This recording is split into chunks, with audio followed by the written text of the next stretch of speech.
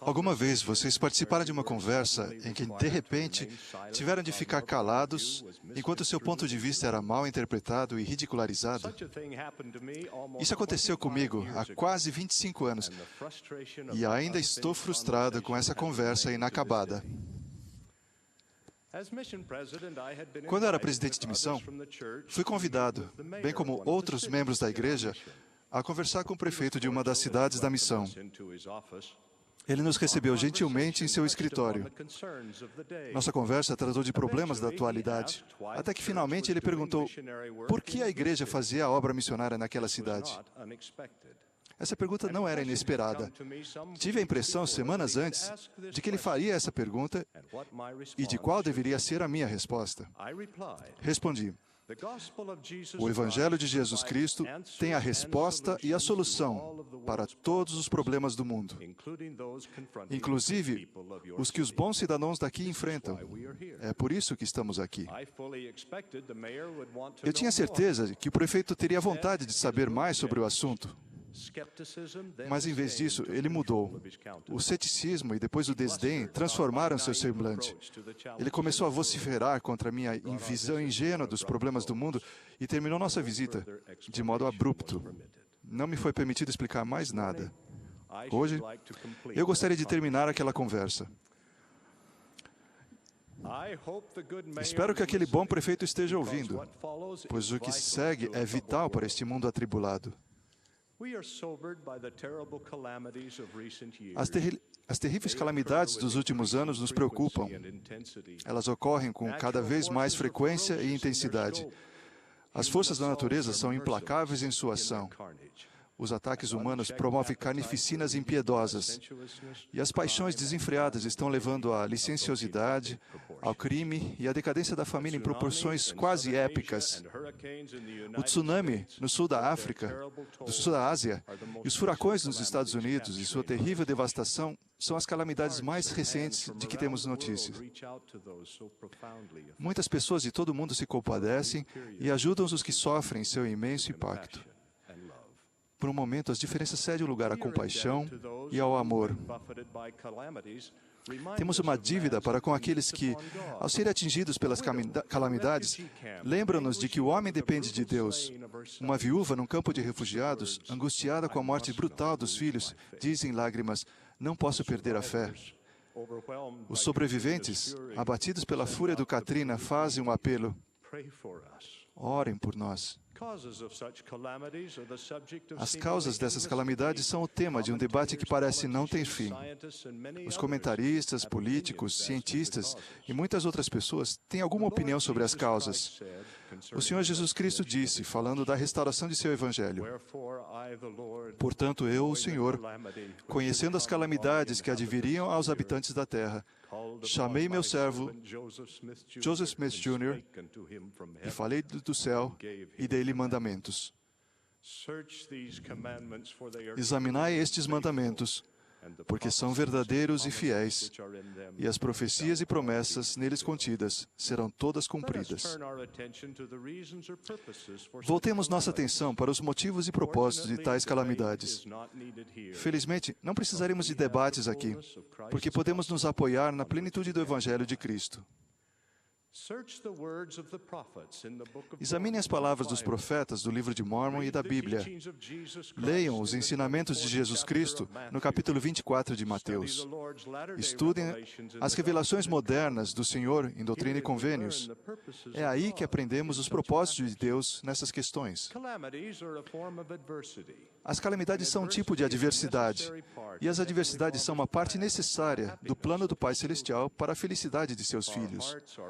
Se o nosso coração for reto diante de Deus, as adversidades nos ensinarão, ajudarão a vencer nossa natureza carnal e alimentarão a centelha divina em nós. Se não fosse a adversidade, não saberíamos escolher a boa parte. A adversidade nos ajuda a ver do que precisamos arrepender-nos, controlar os instintos vis, abraçar a retidão e ter paz de consciência. Quanto mais nos apegarmos à retidão, mais teremos a proteção e o cuidado de nosso Salvador. Ele é o Criador e Senhor do universo. Ele aplaca os ventos e as ondas.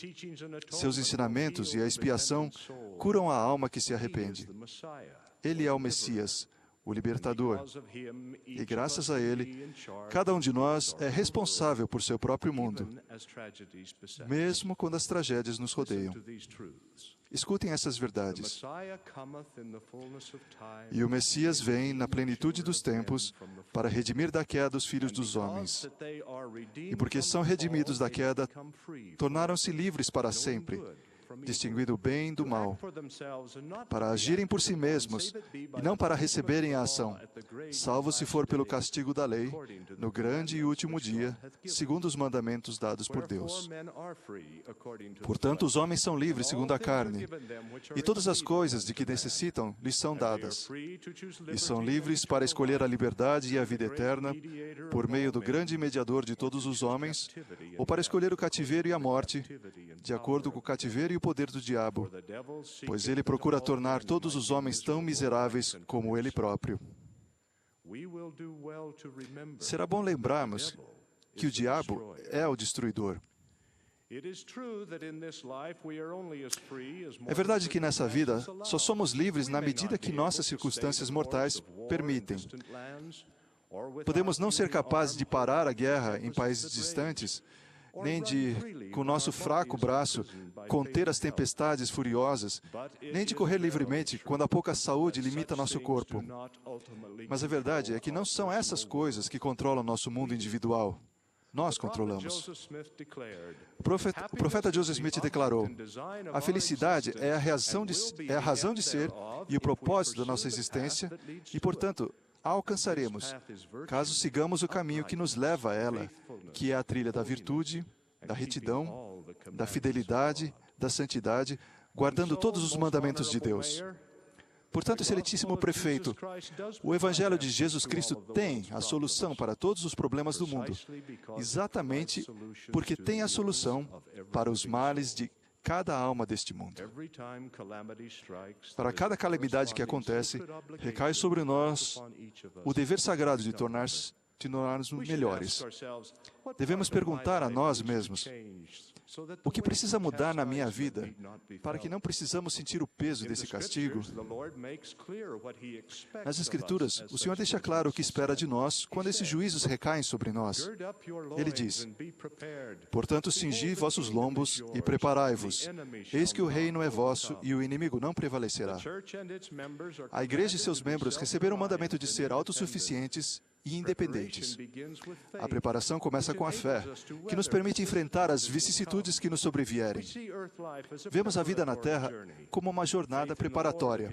A fé no Senhor e no seu Evangelho vence o medo e geram a espiritualidade. A espiritualidade aumenta conforme oramos e andamos em retidão perante o Senhor. Ela é a consciência da vitória sobre si mesmo e da comunhão com o infinito.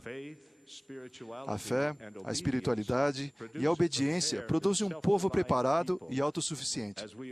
Quando obedecemos o convênio do dízimo, resguardamos-nos das necessidades e do poder do destruidor. Quando obedecemos ao jejum e fazemos doações generosas para cuidar de outros, nossas orações são ouvidas e a devoção da família aumenta. Recebemos bênçãos semelhantes quando seguimos os conselhos dos profetas e vivemos dentro de nossos próprios recursos financeiros, evitamos as dívidas desnecessárias e armazenamos pelo menos um ano de artigos de primeira necessidade suficientes para nós e nossa família. Nem sempre isso é fácil, mas temos de fazer o melhor que pudermos, e nossas reservas não acabarão. Haverá bastante e de sobra.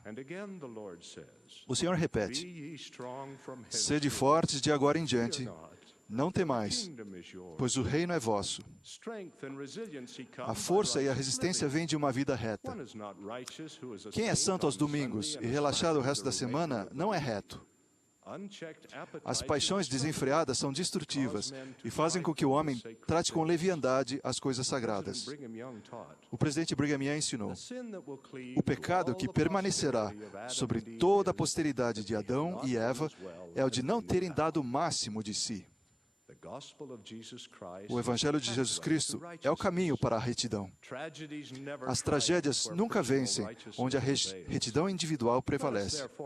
Portanto, atendamos ao conselho do apóstolo Paulo. A noite é passada e o dia é chegado. Rejeitemos, pois, as obras das trevas e vistamo-nos das armas da luz. Andemos honestamente, como de dia, não em glutonarias, nem em bebedeiras, nem em desonestidades, nem em dissoluções, nem em contendas e inveja, mas revesti-vos do Senhor Jesus Cristo, e não tenhais cuidado da carne em suas concupiscências. Nosso dever de santos dos últimos dias é preparar nós mesmos, esta terra e seus habitantes, para a segunda vinda do Senhor Jesus Cristo. Se estivermos preparados e formos fortes como ensina o Evangelho, teremos a garantia da felicidade aqui e no mundo vindouro e possibilitaremos essa grande missão milenar. Nosso caro presidente Hinckley admoestou: irmãos e irmãs, é chegado o tempo de tomarmos mais consciência, vermos mais além e ampliarmos nossa visão para melhor compreender e entender a grandiosa missão da Igreja de Jesus Cristo dos Santos dos Últimos Dias em relação ao milênio. É hora de sermos fortes. É hora de prosseguirmos sem hesitar, conhecendo bem o significado, a amplitude e a importância de nossa missão. É hora de fazermos o que é certo, a despeito das consequências. É hora de guardarmos os mandamentos. É hora de demonstrarmos delicadeza e amor por aqueles que sofrem e que vagam na dor e na escuridão. É o momento de termos consideração, bondade, honestidade e cortesia uns para com os outros em todos os tipos de relacionamento. Em outras palavras, de nos tornarmos mais semelhantes a Cristo. Essa demonstração do profeta do Senhor indica o caminho a seguir nesses tempos atribulados. A todos os que sofrem, oferecemos nossa solidariedade. Que o Pai Celestial, em sua misericórdia infinita, alivie seus fardos e enche a sua vida de paz que excede todo o entendimento. Vocês não estão sós. O nosso amor, fé e orações unem-se aos seus. Prossigam em retidão e tudo ficará bem. Em nome de Jesus Cristo. Amém.